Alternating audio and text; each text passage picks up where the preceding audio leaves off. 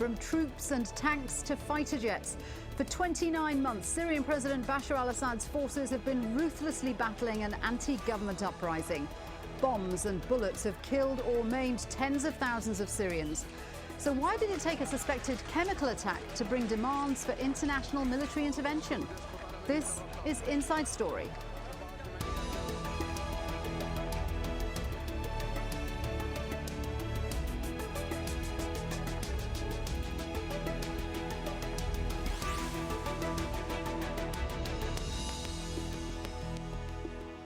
Hello there, welcome to the programme. Good to have you with us. I'm Shuli Ghosh. Well, the accusations have been unequivocal. International outrage condemning a suspected poison gas attack in Syria. And that set in motion a flurry of diplomatic wrangling as the US seeks support for a limited military strike. The suspected chemical attack on August the 21st has focused more attention on the Syrian conflict than any other single incident, even though from the very start, the Syrian government has taken a firm stance against protesters. It began in March 2011 when activists called for a day of rage inspired by other popular uprisings across the Arab world. President Bashar al-Assad tried to appease them, but by May, tanks and snipers had entered the southern city of Deraa and opened fire on protesters. Some Syrian soldiers deserted, joining forces to form the Free Syrian Army in July. Both sides claimed gains in the year that followed. In July 2012, the crisis escalated further. Assad's forces were accused of using fighter jets for the first time against rebel forces in Aleppo. And the US began to raise concerns about the use of chemical weapons. In May, Hezbollah leader Hassan Nasrallah declared that fighters from Lebanon had joined forces with Assad's army. But it wasn't until August this year, when a suspected gas attack killed hundreds in the Damascus suburb of Ghouta, that the current debate over military intervention began in earnest. Well, let's introduce you to our guests today. In our London studio is David Owen, former British Foreign Secretary and a former EU peace negotiator on Yugoslavia.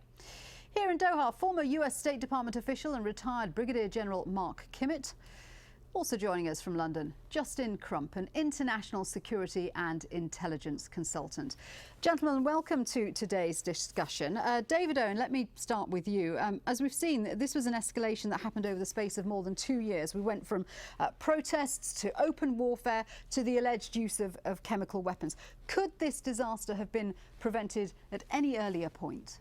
I'm not sure it could have been prevented by the West. If there had been more unanimity in the region, perhaps it could have been stopped. But I think the Western democracies had very little influence because they were deadlocked, if you like, in the Security Council right from day one, because Russia and China took a very different view of this dispute, particularly because they felt aggrieved that we had gone for regime change when they allowed through a resolution in the UN over Libya. So there are deep differences of approach from the 5 permanent members, and it was very hard to see any way in which there could be a military invasion.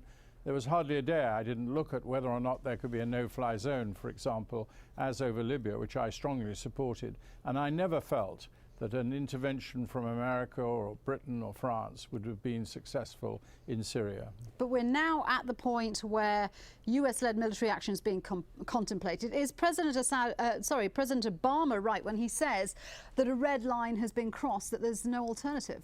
I think there is a definite alternative, but I think a red line has also been crossed. We cannot just ignore the fact that gas has been used in this way. What should be happening, in my view, and happening urgently, and I think it needs one country in the Security Council, perhaps the one best place would be Pakistan, to put a resolution just simply saying all gas must be removed from Syria under UN inspection. Avoid all the argument about who started it, what's happened. There's no doubt that gas is there and it needs to be removed.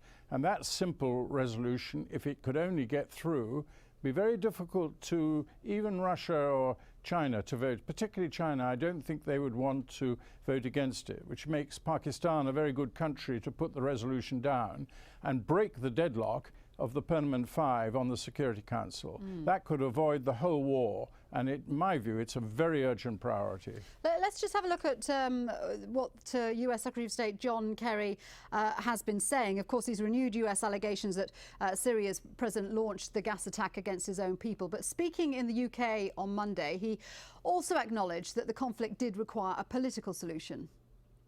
Let me be clear. The United States of America, President Obama, myself, others are in full agreement that the end of the conflict in Syria requires a political solution. There is no military solution, and we have no illusions about that. But a resolution to this has to come about because the parties are prepared to come and negotiate that political solution.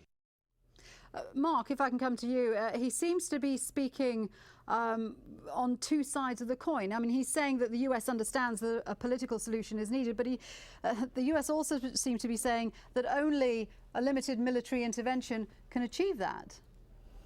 No, I don't think that's what he's saying at all. In fact, he also in that same press conference called for Bashar al-Assad, as suggested by Lord Owen, to give up his chemical weapons. There is an opportunity for Bashar al-Assad to avoid a military strike, as Lord Owen suggested, as the Economist has suggested, forfeit his chemical weapons, and then we can go to the negotiating table and go from there. Yeah, but John Kerry didn't really believe that President Assad was going to turn around and give up his chemical weapons, did he? Was that a serious offer? Well, it's the same offer that Lord Owen is suggesting that we take to the United Nations. If he is not willing to give up his chemical weapons to avoid a military strike, it's highly unlikely that he would answer the call of the P5 in the UN to do the same. Okay, so if that's the case, what's all this long-range strong-arming and arm twisting that the White House is engaged on this campaign of going around the world and trying to get support for a limited military strike? Well, I think that, as Secretary Kerry has said, military action is not the answer, but it may be the means to the answer. And so if Bashar al-Assad is unwilling to give up his chemical weapons, if he's unwilling even to accept the fact that the world understands he has used them, then a red line has been crossed, and there has to be serious consequences paid by him and his regime for the use of those chemical weapons. He has violated a fundamental international norm that's been in place for many, many years. Justin, let me bring you in because it's an interesting debate that we're talking about the use of chemical weapons, but there's no proof, is there, beyond a few grainy pictures of people who are said to be suffering the effects of poison gas, no proof that has been made publicly available that says chemical weapons have been used? No, although to be fair, I mean, some of the evidence we've seen on television and things is very strongly suggestive of chemical use, and there do seem to have been a number of instances, certainly since December 2012, in which weapons have been used in a very limited way. And I think it's important to remember that doctrinally, whereas the West, I think, views chemical weapons as a strategic asset, doctrinally, the Soviet-trained officers in the Syrian army have been taught it's an operational level asset, so more of a battlefield tool. And I think certainly when we've seen it employed in some instances, it's kind of been used as the ultimate escalation of weaponry in order to clear a position or get rid of a problem. So I think there is a difference in mindset as to how it's been used and also how it's been controlled. Again, seen as the West by a very strategic asset and seen, again, within Syria as a more operational thing. And indeed, a number of sources are reporting at the moment that the use in Damascus may well have been authorised by a brigadier from, I think, 155 Brigade of 4th Division, which is commanded by the President's younger brother.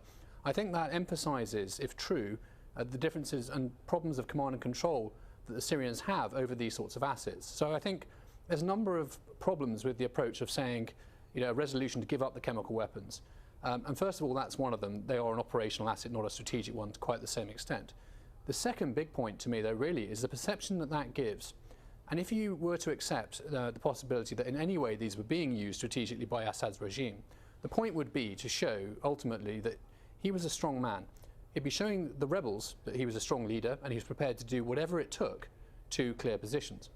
He's also showing his own supporters that he's a strong man, he's here for the long run, and he's not going to bow in the face of pressure. So backing down under this resolution, especially given that the Syrian regime has maintained the line that they did not use these weapons, again, my personal belief is that they were used operationally without the knowledge of the regime, and that's actually left them in a strategic problem.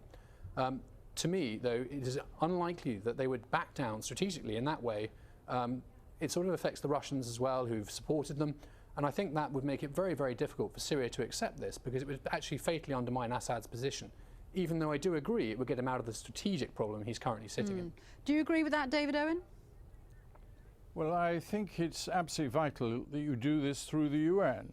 And the real problem that has come up, of course, is there are those, and there are quite strong voices in the United States, and sadly in my own country, that do not want to go through the UN. I mean, Britain should be putting that resolution down at this moment as a permanent member. Now that our Parliament has said, I think rightly, that we do not want to get involved in this particular war, we should be seeking the first possibility of peace. And the first possibility of peace is this resolution. And the advantage of it is that it does put the Russians on the spot. And I'm not at all sure that they would veto it. And remember, it's also China. That's why, again, I reiterate why Pakistan would be a good country to put this down. They have very close links with China. China doesn't want to be seen by the rest of the world to be supporting gas.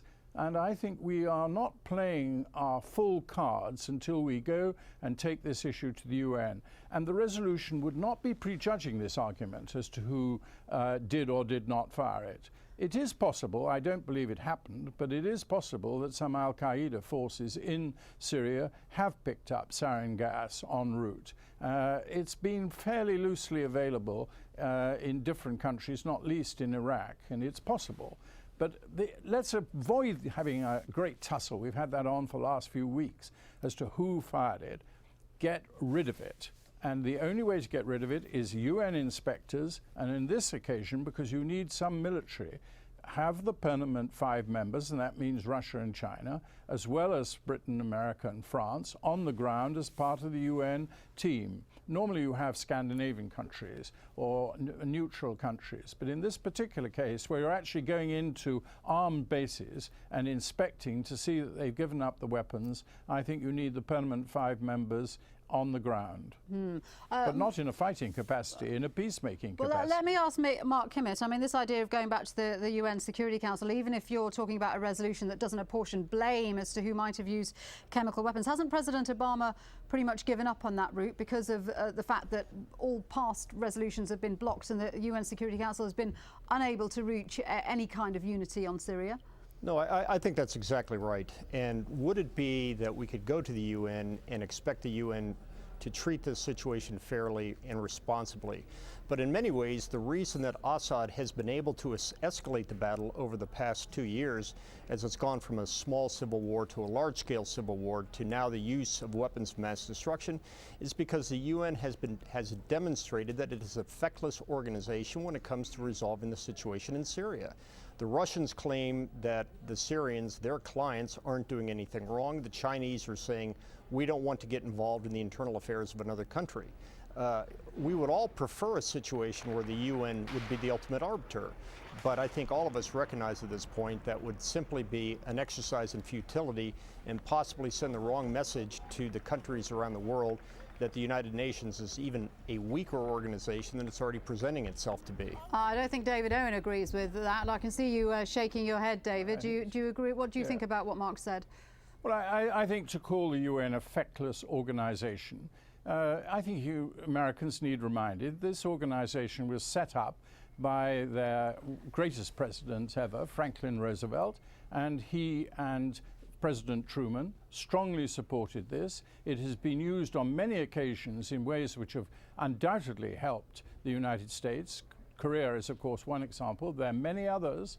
And to call it an feckless organization, call the Soviet Union at various times in the past, call Russia now, if you wish, feckless, that's a different question. But don't call the UN one. It's the only thing we have got. And this issue of the United States, and your remarks could be said by Senator McCain and many others. You've got a Vice President Cheney before that. A lot of the problem America got itself into in Iraq was its contempt for the UN. And I had hoped, and I still believe, that President Obama has got a great deal more readiness to use the UN. And this issue has not been exhausted. Diplomacy should go right to the wire. There are very great dangers for the United States in this military operation. I normally support the United States. Time after time in my political career, I have risked unpopularity to support the United States. On the present policy, I think they are wrong to exclude the UN until the UN excludes itself. Okay, Well, okay. But in many ways, the UN has already excluded itself. And Lord Owen, I take your point. Not I the served UN, as a soldier. Russia. I served under UN organization inside of Bosnia and in Kosovo as well. And I've seen the United Nations when it can do wonderful work. The UN operations in Korea as well. But to suggest that the current UN status and the current UN activities on Syria could be considered anything but unhelpful, I think is an unfair assessment of what I said. Let me just bring in Justin here, because David Owen did mention the lessons learned over the going into the Iraq war, and this is one reason why there is so much disquiet over this idea of a US-led operation in Syria. People are worried about making the same mistakes. Yeah, absolutely. I mean, it's interesting, when talking about political solutions versus military solutions and so on. I mean, we teach what's called the comprehensive approach, which is that any one line of action on its own will not achieve anything. A military action on its own will not achieve something, for sure. And in many ways, of course, military action is the extension of political action, as many famous military theorists have expounded upon. So, and certainly what I saw when I was in Iraq in 2003, 2004 and through to 2006 was actually that failure of that comprehensive approach, in part because of what Lord Owen said, that there wasn't the wide mandate and support, but also many other operational problems that were brought about by, in effect, biting off more than anyone could chew in that particular situation. And it's great personal sadness to me to have seen that and experienced that firsthand in that period of time. So I agree completely. I mean, I do not think that military options against Syria at present will achieve anything, and they increasingly seem to be limited strikes. I think the world is now aware that they would be so limited they would mean nothing. And so that sends no message at all. So I do agree with the idea of diplomacy through to the final point. But my one problem with it is ultimately, what does Assad think of the UN resolution? What is he going to think of even limited military action? And I think obviously it's best, and I completely agree, diplomacy should be pushed to the last line. But there is that issue of, what's he going to actually do? And we've seen time and time again that even when military pressure is applied to people in these situations, particularly in the Arab world, they don't tend to back down. It actually hardens their position. So again, I'm not sure that even the resolution we're talking about would ultimately achieve more. This is a bigger problem. And of course, when you talk about limited strikes, there is the issue of whether Syria or its allies are going to retaliate, Justin. I mean, that could bring in the whole region into this conflict. That's certainly the threat. And there's an argument that wars tend to happen because of imperfect information. We live in an information age where people know more about what's going on, and yet even so, I think there's a possibility of miscalculation, even if someone strategically doesn't try and escalate. But again, it comes back to what the Syrian regime are fighting for, and what their longer-term aims are, and again, how they feel in the present situation.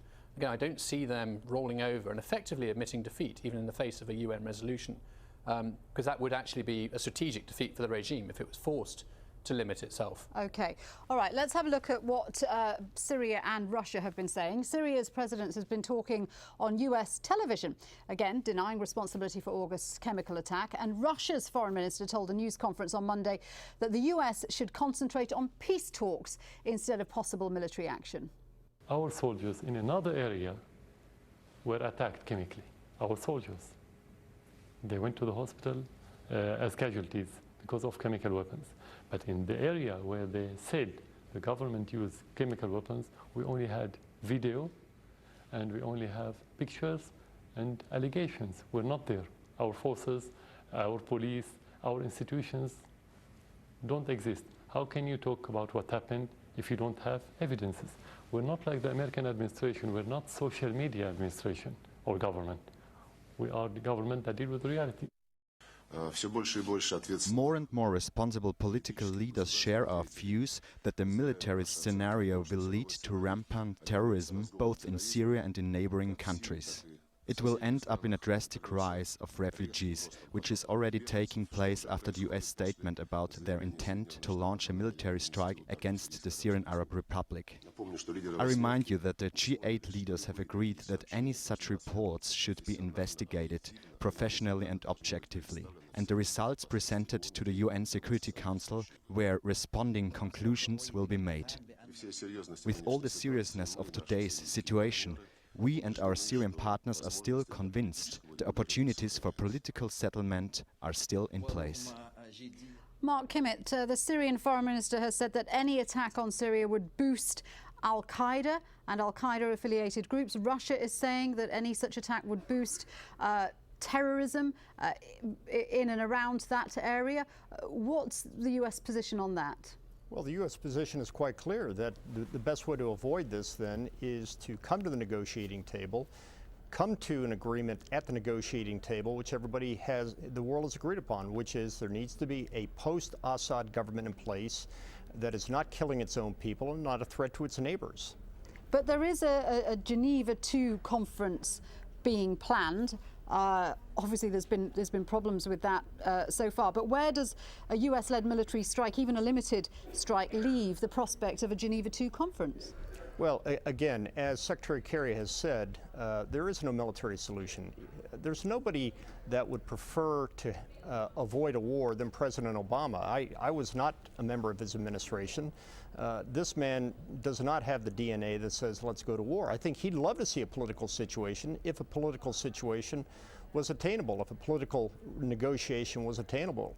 If all of the discussions that we've been having with regards to a military strike gets Bashar al-Assad to the negotiating table and to the Geneva II process, then I think that is, number one, a way to avoid a military strike, and number two, a way to responsibly transition the current Syrian government from the Assad-led regime to a more responsible regime inside of Syria. But why would a military strike push them to the negotiating table? I mean, as Justin Crump is saying,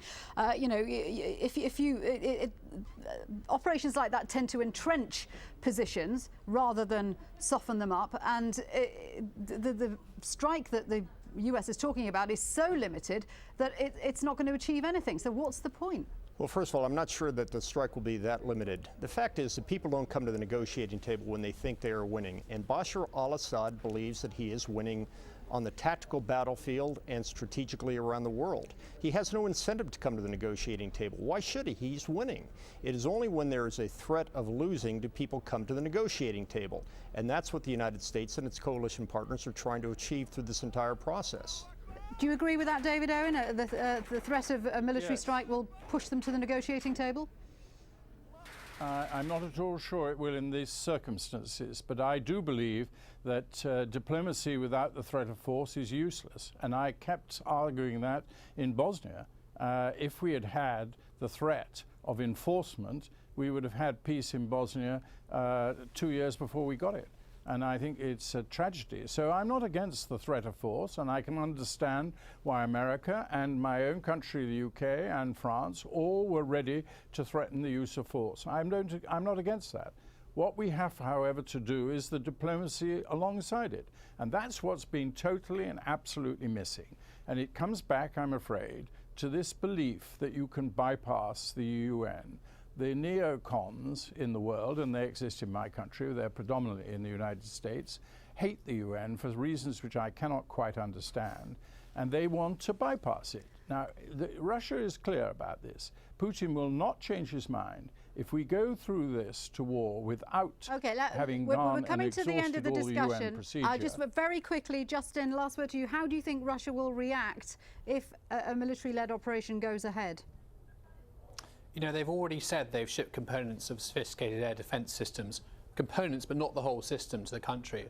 And I have a sneaking suspicion that they would actually be very quick to activate those. So I think one immediate practical thing, again, of the use of force without more consultation with the Russians or a UN-type resolution could well be an escalation in the support they're giving the Syrians across the whole spectrum, with some very simple quick wins, things like improving their equipment and, in effect, equally bolstering the government against the rebels to counter the move. And effectively you have almost a proxy conflict within Syria at that point, which would be quite dangerous, of course.